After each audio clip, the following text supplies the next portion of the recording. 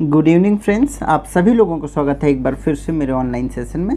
दोस्तों, आज की क्लास में मैं आपको एरर करेक्शन के फॉर्मेट के रूप में आपको SSC 12th level SSC plus CGL आपका ग्रेजुएशन लेवल वाला एसएससी के जो एरर करेक्शन आए हुए क्वेश्चन पेपर के हैं वर्ष 2014-15 के, उन क्वेश्चंस को लेकर के आया हूँ। तो ये जो क्वेश्चंस मैंने दिए आप वो देख सकते हैं कहीं से भी कि ये क्वेश्चंस आए हुए हैं एसएससी सीजीएल में भी और 12th लेवल में भी। वो मिला जुला करके मैंने आपको कुछ क्वेश्चंस जो है आज जो है कराने जा रहा हूँ। तो ये बहुत ही इम्पोर्टेंट क्वेश्चन है, आए हुए क्वेश्चन है, तो बहुत ध्यान से देखेंगे। दोस्तों देखिए, ये क्वेश्चंस जो है फ़िलहाल आपका जो मध्य प्रदेश में आपका एमपी टेट अभी ग्रेड 2 जो होने वाला है, प्लस ग्रुप 4 में जो स्टेनो एलडीसी और आरआई वगैरह के एग्ज़ाम हैं, उन एग्ज़ाम के हिसाब से बहुत इंपॉर्टेंट एरर करेक्शन के क्वेश्चन हो सकते हैं। तो चलिए दोस्तों शुरू करते हैं। अभी एक चीज़ है, मैंने यहाँ पे क्या किया है, आपका जो एरर करेक्शन का फॉर्मेट है वो नहीं लिखा है कहीं पर भी, वो आप कहीं भी मान सकते हैं, क्योंकि आपका अल्टीमेटली काम क्या है, वाक्य को क्या करना, शुद्ध करना। इसलिए मैंने कहीं पर भी आपको इस तरीके से ABCD में डिवाइड नहीं किया, वो ऑटोमेटिकली आप समझ जाएंगे जिस पार्ट में भी एरर है। ठीक है, एग्ज़ाम में कैसे आता है, ये आपका A है, मान लीजिए B है, ये आपका C है। आपका जो मेन काम क्या है कि आप एरर फाइंड करिए, ऑटोमेटिकली आपका जहाँ पर भी एरर है वो आपको एग्ज़ाम में मिल जाएगा। ठीक है, चलिए शुरू करते हैं। क्या है, it's high time we renovate our old house. ठीक है, तो देखिए यहाँ पे क्या प्रयोग किया गया, हाई टाइम, मतलब ये बहुत सही समय है कि हमारे घर को, क्या पुराने घर को रेनोवेट करना, मतलब फिर से उसको सुधार करने के लिए जो है ये अच्छा समय है। ठीक है, तो आपको ध्यान रखना है, एक रूल है, जब भी हाई टाइम का प्रयोग सेंटेंस में किया जाता है, इट्स हाई टाइम इस तरीके से, तो हमेशा जो सेंटेंस बनाया जाता है वो बनाया जाता है पास्ट टेंस में, आपको ध्यान रखना है। ठीक है, पास्ट, वो भी कौन सा, पास्ट सिंपल। ठीक है, ये रूल होता है, तो आपको ध्यान रखना है। यहाँ पे क्या प्रयोग हुआ, हाई टाइम, और वी रेनोवेट, ये प्रेजेंट सिंपल है, तो आप समझ गए यहीं पे एरर है। सही क्या होगा, वी रेनोवेटेड, सेकेंड फॉर्म आएगी वी रेनोवेटेड। ठीक है, हाई टाइम के साथ हमेशा पास्ट सिंपल जो है, पास्ट सिंपल में ही इसका प्रयोग हमेशा किया जाता है, ये ध्यान रखना। अगला क्वेश्चन देखिए, विकास हैज़ बीन राइटिंग दैट ऐसे for 2 hours but he still has not finished. जो विकास है वो क्या कर रहा है, 2 घंटे से ये ऐसे है वो लिख रहा है, और क्या बोल रहा है, but he still has not finished. ठीक है, मतलब अभी भी 2 घंटे से लिख रहा है, फिर भी अभी तक उसने क्या नहीं किया है, जो है ऐसे को कंप्लीट नहीं किया है। तो हमेशा ध्यान रखना है, 2 चीज़ें होती हैं। देखियो, स्टिल का मतलब भी होता है फिर भी, अभी भी, तो भी। ठीक है, फिर भी, तो भी, अभी भी, और दूसरा होता है येट, इसका भी मतलब होता है फिर भी, तो भी, अभी भी। ठीक है, तो ध्यान रखिएगा, जो आपके पॉजिटिव सेंटेंसेस में, सिंपल सेंटेंसेस में हम क्या करते हैं, स्टिल का प्रयोग सेम सेंस में करते हैं, और नेगेटिव सेंस में हालांकि येट का प्रयोग अलग अलग तरीके से अलग अलग जगहों पे किया जाता है।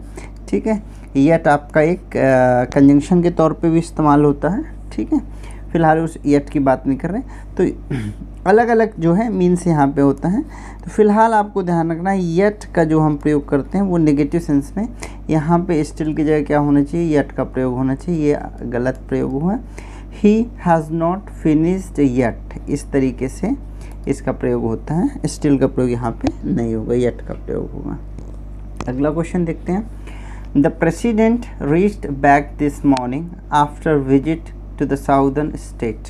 ठीक है, प्रेसिडेंट ने क्या किया, रीच्ड बैक, इसी सुबह क्या हुए हैं, रीच्ड बैक मतलब वापस पहुँचे हैं एक विजिट करने के बाद, जो कि साउदर्न स्टेट्स की विजिट करके वापस लौटे। देखिए, एक वर्ड का इस्तेमाल किया गया है, रीच बैक। देखिए, रीच्ड बैक। ठीक है, यहाँ दिख नहीं हो रहा होगा, मैं यहाँ लिख देता हूँ, रीच्ड बैक। ठीक है, मतलब वापस पहुँचना। अब ध्यान दीजिए, रीच का प्रयोग हम कैसे करते हैं, जैसे I have reached at the station, I have reached at the bus stop, इस तरीके से हम रीच का प्रयोग करते हैं, I have reached at the college. But reached back ये अननेसेसरी रूप से ये उतना मीनिंगफुल है नहीं, इसकी जगह सीधा सीधा आपको एक वर्ड लिखना चाहिए रिटर्न, जिसका मतलब क्या होता है वापस आना, सीधे सीधे। तो रीच्ड बैक यहाँ पे गलत प्रयोग हुआ है, ये इसकी जगह क्या हो जाना चाहिए रिटर्न, ठीक है। और कई पेपर में देखिए रिटर्न बैक ऐसा भी देता है, तो देखिए बैक ऑलरेडी इसके अंदर, रिटर्न का मतलब होता है वापस आना, ठीक है। तो यहाँ बैक की आवश्यकता नहीं, सीधे सीधे आएगा the president return this morning after visit to the southern state, ठीक है। अगला क्वेश्चन देखिए, he did not observe carefully that what was in front of him. उसने क्या नहीं किया, बहुत ध्यान से केयरफुली ऑब्जर्व नहीं किया, क्या नहीं किया कि जो भी उसके सामने था, जो उसके सामने था उसको उसने बहुत ध्यान से ऑब्जर्व नहीं किया। यहाँ पे देखिए दो आप देख रहे होंगे, दो कंजंक्शन का प्रयोग किया है, जो कि आप यहीं से देख सकते हैं, ये गलत प्रयोग हुआ है। यहाँ पे दैट का भी प्रयोग हुआ है, वॉट का भी प्रयोग, तो या तो दैट का प्रयोग होना चाहिए या तो वॉट का प्रयोग होना चाहिए, ठीक है। लेकिन यहाँ पे देखिए चूँकि ये हमें पता है कि कहाँ पर है, ये आपका डायरेक्ट इनडायरेक्ट नरेशन का क्वेश्चन है। कहाँ का, दैट का प्रयोग हम कहाँ करते हैं, डायरेक्ट इनडायरेक्ट नरेशन में। तो जब भी हम क्वेश्चन वर्ड वाले फॉर्मेट का इस्तेमाल करते हैं तो वहाँ पे जब वॉट आ गया तो दैट की आवश्यकता नहीं होती, क्योंकि दैट का प्रयोग हम कहाँ करते हैं, दैट का प्रयोग करते हैं हम या तो सिंपल में या तो निगेटिव में। जब भी हम डायरेक्ट इनडायरेक्ट प्रयोग करते हैं तो सिंपल और निगेटिव में क्या करते हैं, दैट का प्रयोग करते हैं। जबकि इंट्रोगेटिव में हम इफ़ या वेदर का प्रयोग करते हैं। जबकि यदि क्वेश्चन वर्ड है तो वही वाला क्वेश्चन वर्ड हम इस्तेमाल करते हैं। यदि वॉट आया है तो वॉट, विच आया है तो विच, व्हेन। फिलहाल यहाँ वॉट है तो आपका वॉट ही सही आंसर रहेगा, दैट यहाँ पे नहीं आएगा, ठीक है। अगला क्वेश्चन देखिए, most of the residents were inside the building when it was collapsed. देखिए अधिकतर जो वहाँ के रहने वाले थे वो बिल्डिंग के अंदर थे, व्हेन इट वाज कोलैप्स्ड, जब ये बिल्डिंग गिराएगी। अभी देखिए अब ऐसा तो नहीं, ऐसा लिखा है व्हेन इट वाज कोलैप्स्ड। यदि ये इस तरीके से लिखा है तो ये तो लिखा है आपका पैसिव वाइज में। कैसे लिखा है, ये पैसिव वाइज में, मतलब जब ये बिल्डिंग गिराई गई। तो ऐसा तो है नहीं कि क्या हो कि बहुत सारे लोग अंदर थे और बिल्डिंग जानबूझ के गिराई गई हो। तो ये क्या हो रहा है कि धोखे से गिरी होगी, बाय मिस्टेक। तो ज़्यादातर जो वहाँ के निवासी थे वो उस बिल्डिंग में थे जब ये बिल्डिंग गिरी, मतलब ये पैसिव वाइज में नहीं, ये एक्टिव वाइज में होना चाहिए। तो सीधे सीधे ये होना चाहिए व्हेन इट कोलैप्स्ड। जब ये बिल्डिंग कोलैप्स्ड हुई तब अधिकतर लोग घर के अंदर ही थे, बाय मिस्टेक कोलैप्स हो गई होगी, अधिकतर लोग अंदर ही रहे होंगे। तो यहाँ पे वॉज का प्रयोग नहीं है क्योंकि ये पैसिव वाइज का सेंस दे रहा है और इसका मीनिंग गलत हो जा रहा है, ठीक है। सॉरी, अभी आप पे क्वेश्चन और था। अगला क्वेश्चन देखिए, Egyptian cotton is superior than Indian. देखिए जो इजिप्ट का कॉटन है वो सुपीरियर है इंडिया के कॉटन से।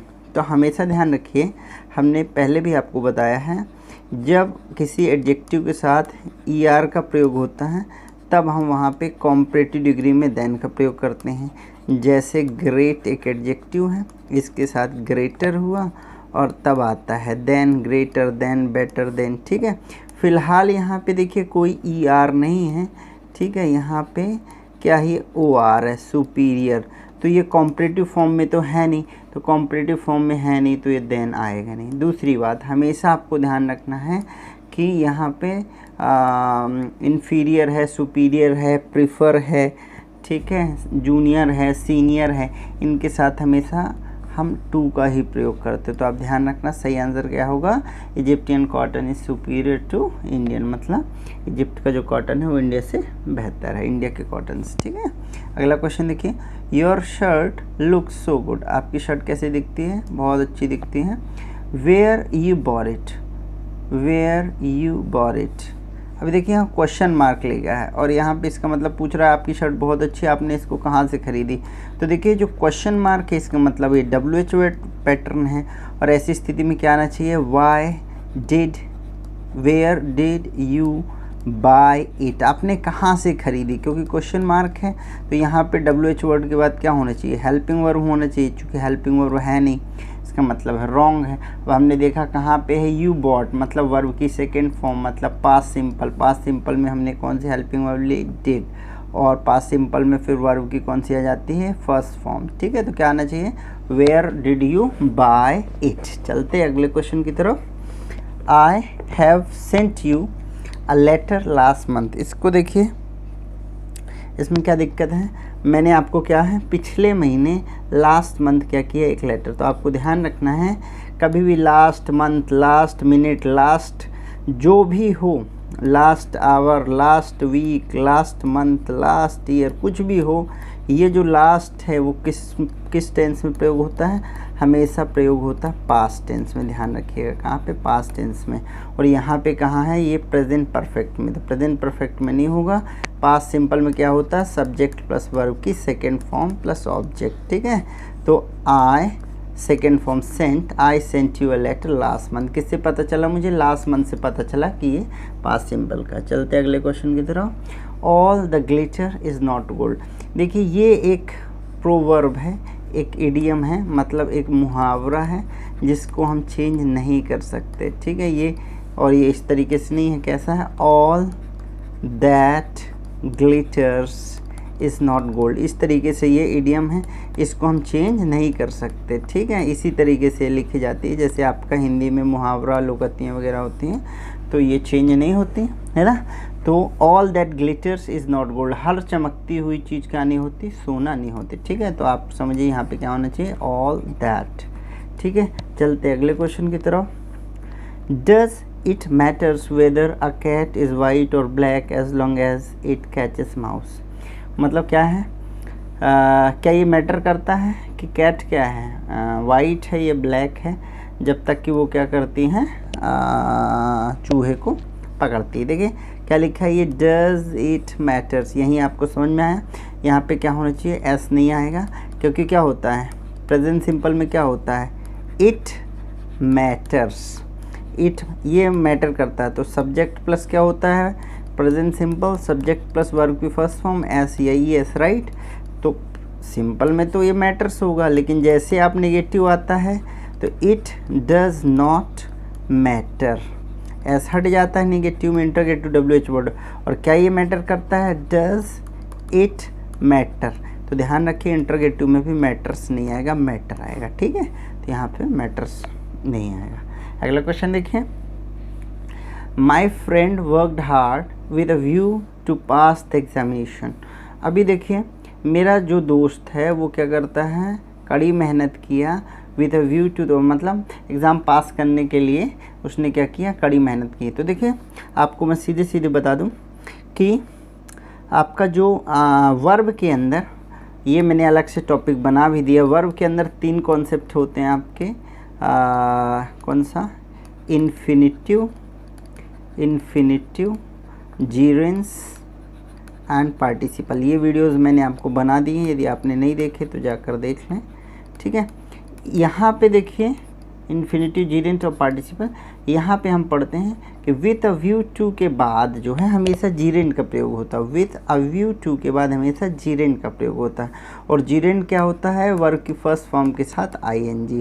तो यहाँ पे जो पास है वो पास इस्तेमाल नहीं होगा, वो होगा पासिंग। ये ध्यान रखना, ये पासिंग क्यों हो रहा है, ये है जीरेंट, क्या है, जीरेंट। और ये किसके कारण हो रहा है, ये रूल है कि जब भी विद अ व्यू टू आएगा इसके बाद हमेशा क्या प्रयोग होता है, जीरेंट। तो ये पास नहीं होगा, पासिंग। ठीक है, अगला क्वेश्चन देखते हैं। He looked up into the matter with keen interest. ये ध्यान रखिए, when he looked up into the matter, उसने क्या किया, उसने देखा। लुकअप मतलब एक तरीके से देखना या इनटू द मैटर। अब देखिए ये गलत तरीके से प्रयोग हुआ। देखिए लुक इनटू, इसका सीधे सीधे एक फ्रेज़ होती है, लुक इनटू एक फ्रेज़ है ना, लुक इनटू एक फ्रेज़ है जिसका मतलब होता है जांच करना। क्या करना, जांच करना। तो मैं क्या करूँगा, वो क्या करेगा, वह इस मैटर में क्या करेगा, जांच करेगा, क्योंकि उसको कीन मतलब बारीक, इंटरेस्ट मतलब बहुत इंटरेस्ट है, इसलिए यहाँ अप नहीं आएगा, सीधे सीधे क्या आएगा, he looked into the matter. ठीक है, अब जो है अनावश्यक रूप से यहाँ लिखा गया। अगला क्वेश्चन देखिए। The first inning of the match was very sensational. ठीक है, जो पहला इनिंग था मैच का वो बहुत सेंसेशनल, मतलब बहुत ही अचंभित करने वाला था, बहुत ही सेंसेशनल था। तो देखिए हमेशा आपको ध्यान रखिएगा, चाहे एक पारी की बात हो रहा हो, कभी भी हम इसको इनिंग नहीं लिखते, ये इनिंग्स ही होता है। ठीक है, ये हमेशा प्लूरल फॉर्म में ही आपको दिखता है। तो the first innings of the match इस तरीके से होगा। ठीक है, ये आपको ध्यान रखना, हमेशा इनिंग्स ही होता है, भले एक ही इनिंग अपने को लगता है जैसे कि एक है तो इनिंग होगा, जैसे ऐसे लगता है ना कि एक है तो इनिंग होगा और ज़्यादा हैं तो इनिंग्स होगा, ऐसा नहीं है। यदि एक भी है तब भी इनिंग्स और दो हैं तब भी इनिंग्स। ठीक है, चलते अगले क्वेश्चन की तरफ। He went to the house and I followed with him. देखिए वो क्या, he went to the house, वो कहाँ गया, घर गया, एंड आई, वो घर गया और मैंने क्या किया, उसको फॉलो किया, आई फॉलोड विथ हिम। अब यहाँ पे देखिए विथ का प्रयोग अनावश्यक रूप से किया गया है। फॉलो के बाद जब भी आपका ऑब्जेक्ट आता है तो किसी प्रीपोजिशन की आवश्यकता नहीं होगा, सीधे सीधे आप बोलते हो I followed him, I followed her, I followed you. ठीक है, इस फॉलो के बाद आपको यहाँ विथ की आवश्यकता बिल्कुल भी नहीं है। चलते हैं नेक्स्ट क्वेश्चन, जो कि हमारा लास्ट क्वेश्चन है। A weak minded person is frightened away by the initial difficulties and gives up the attempt in despair. देखिए जो कमज़ोर माइंड के व्यक्ति होते हैं वो क्या होते हैं, इस फ्राइटन, वो भयभीत रहते हैं जो शुरुआती दिक्कतें आती हैं, और क्या करते हैं, गिव अप करते हैं, मतलब छोड़ते हैं, निराशा में काम को छोड़ देते हैं जो कमज़ोर। तो देखिए यहाँ पे क्या एरर है, a weak minded person is frightened. यहाँ पे देखिए, अब जैसे मैं यदि कहूँ कि आई एम फ्राइटन, देखिए फ्राइटन एक वर्ब है, राइट, आई एम फ्राइटन। तो देखिए कभी भी आप इसको डायरेक्ट वर्ब इस तरीके से आप नहीं लिख सकते, इसके लिए आपको क्या करना पड़ेगा, फ्राइटन, पास्ट पार्टिसिपल का प्रयोग हम इस तरीके से करते हैं।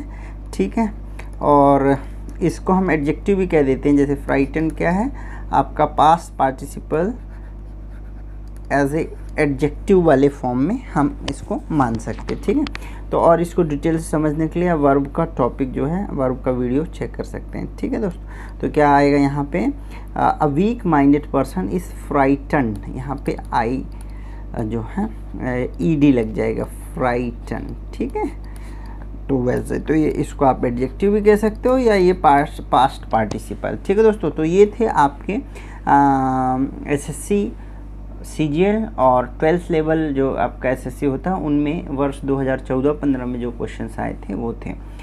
तो ये तो था आपका, it is all about the session. I hope it is useful for you. If you like this session, please like, comment and subscribe the video. Also you share the videos with your friends. Thank you very much. Jai Hind.